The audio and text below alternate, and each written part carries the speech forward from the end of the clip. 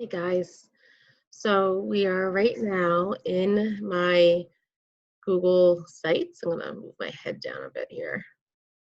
Okay, and this is my classroom, but we are in the editing part of Sites.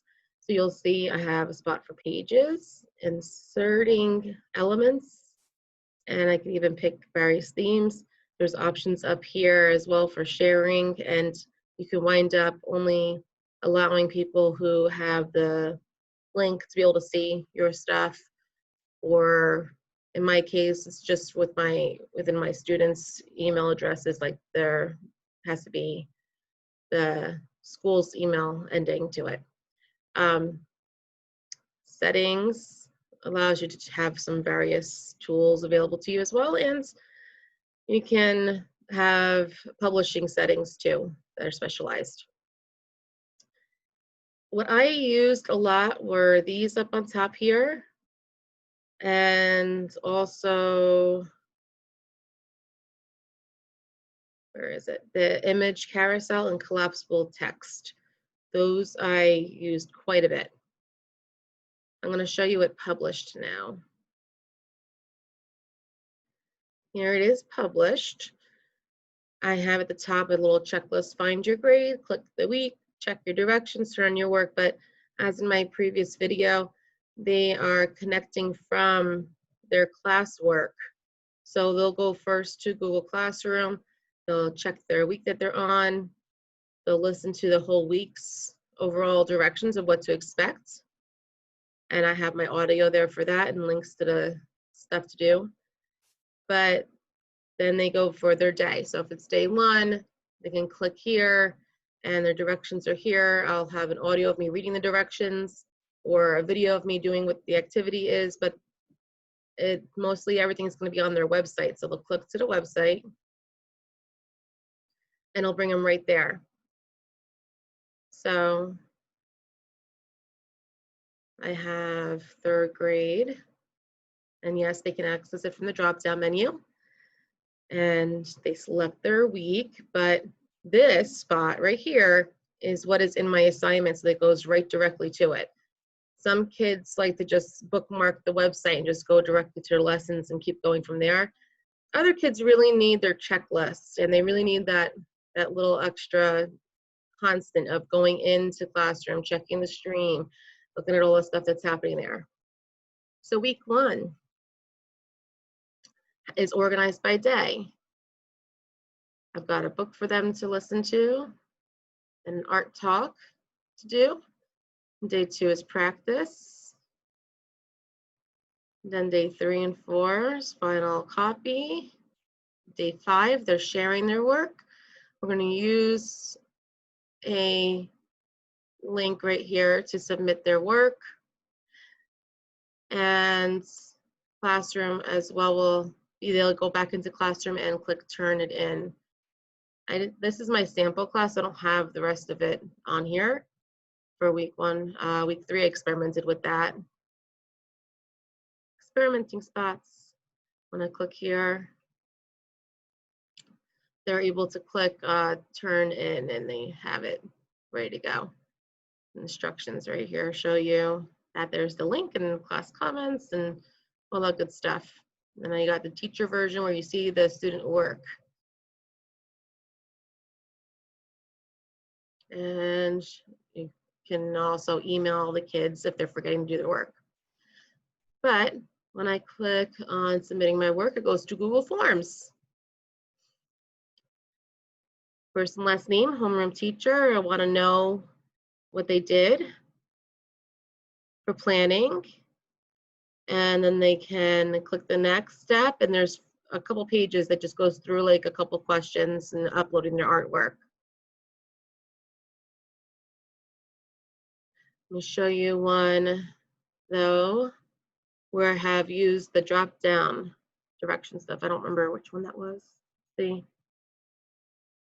Day 1, here it is, drop down. So that kind of hides a lot of the extra text. I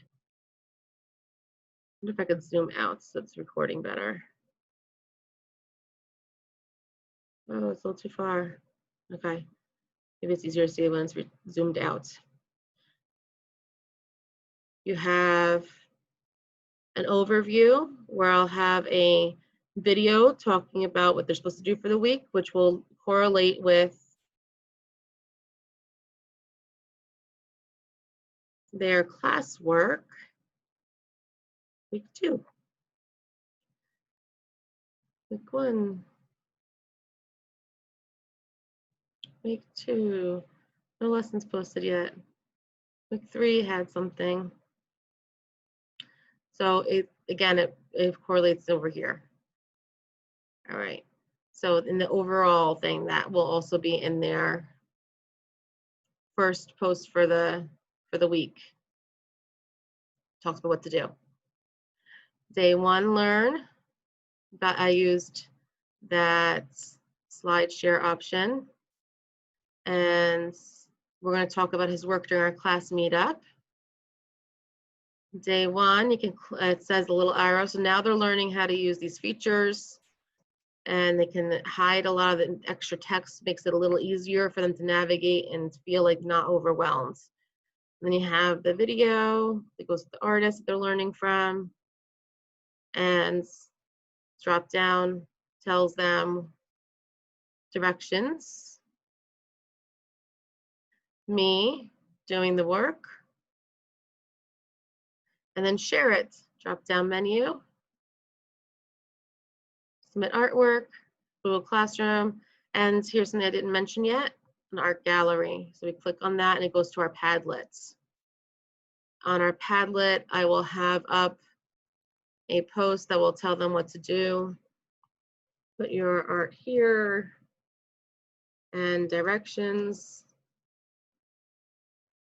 And there will be a separate video too or me doing that during our Google Meet where we'll talk about this. They're able to upload or take a picture, but as you can see, the camera's not going to work right now because I am busy on here with my recorder. They can take a picture of their work and they can post it, and they're able to comment on it on others too. Let's see, what else did I have done? Do the same thing for all of these weeks, but I didn't finish all the weeks yet. You see, there's no real information yet about how much time I'll have with my students or the schedule, but I plan on using a lot of this anyway for when I have a regular schedule again after the pandemic. So I'm doing a little bit at a time. My help desk, I have Padlet for this where they can post questions and you can kind of see, I'm gonna zoom back in again. It's weird how the screen changes when I'm on video recorder. Yeah, so post any questions and you can answer the questions in here so the kids can help each other. Again, we're trying to foster a community sense when we're learning virtually. So any way that you can get them to interact will help. My home menu is mostly a little about the classroom and some extra pictures and a little about me and ways to contact me.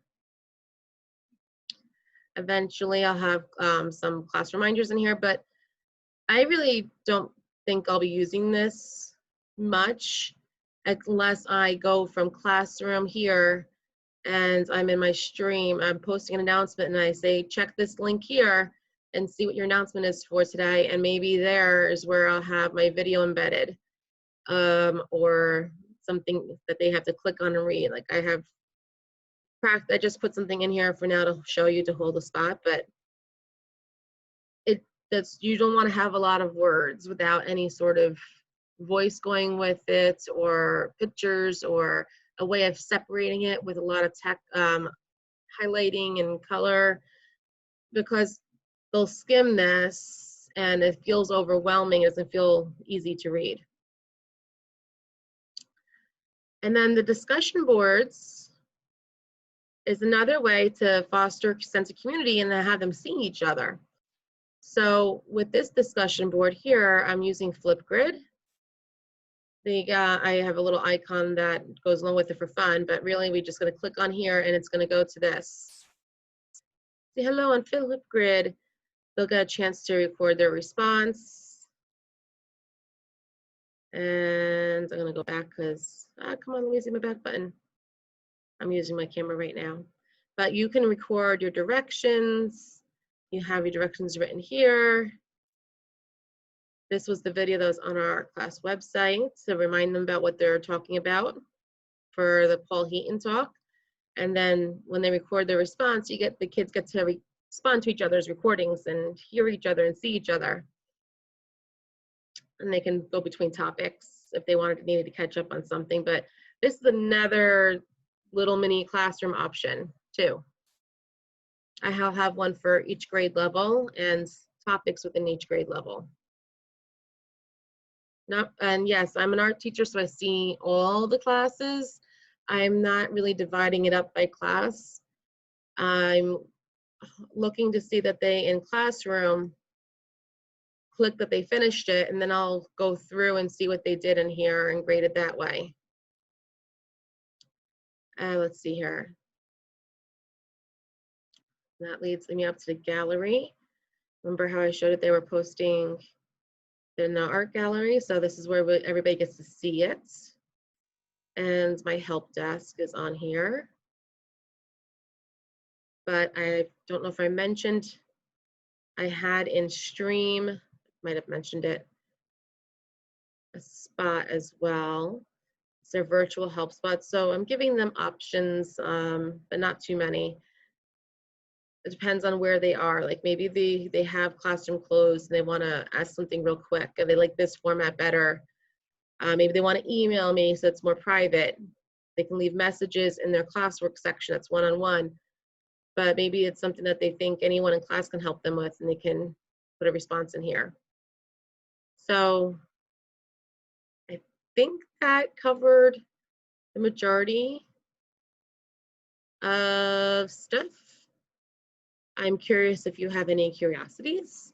Feel free to drop me a message if you do. Bye.